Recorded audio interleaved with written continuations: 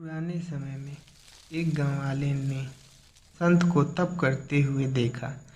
संत ने बताया, ऐसा करने से भगवान के दर्शन मिलते हैं। यह सुनकर गांववाला ने तप करना शुरू कर दिया। एक गांववाला रोज गायों को चराने गांव से बाहर जंगल में जाता था। जंगल में एक संत का आश्रम था। वहाँ संत रोज तप ध्यान मंत्र जाप करते थे। गांववाला रोज संत को देखता तो उसे समझ नहीं आता था कि संत ये सब क्यों करते हैं। गांववाले की कम उम्र थी।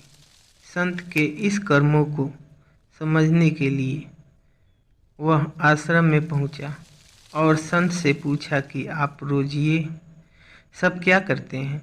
संत ने बताया कि मैं भगवान को पाने के लिए भक्ति करता हूँ।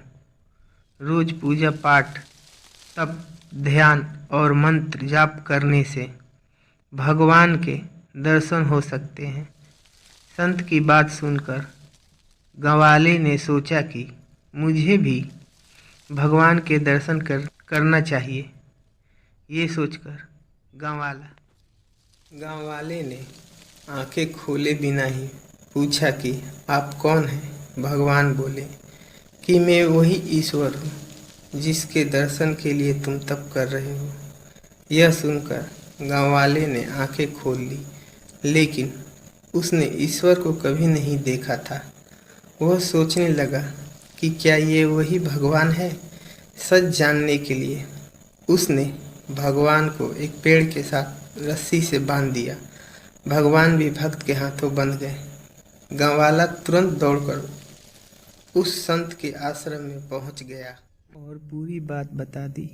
संत यह सब सुनकर हैरान थे। वे भी तुरंत ही गांववाले के साथ उस जगह पर पहुंच गए। संत उस पेड़ के पास पहुंचे तो वहां कोई दिखाई नहीं दिया। भगवान सिर्फ गांववाले को दिखाई दे रहे थे। संत ने बताया कि मुझे तो यहाँ कोई दिखाई नहीं दे रहा है। तो गांववाले ने भगवान से इसकी वजह पूछी। भगवान ने कहा कि मैं उन्हीं इंसानों को दर्शन देता हूँ जो निस्वार्थ भाव से मेरी भक्ति करते हैं। जिन लोगों के मन में कपट स्वार्थ लालच होता है उन्हें मैं दिखाई नहीं देता। सीख: जो लोग भगवान की भक्ति निजी स्वार्थ की वजह से करते हैं उन्हें भगवान की कृपा नहीं मिल पाती। निस्वार्थ भाव से की गई भक्ति ही सफल होती है।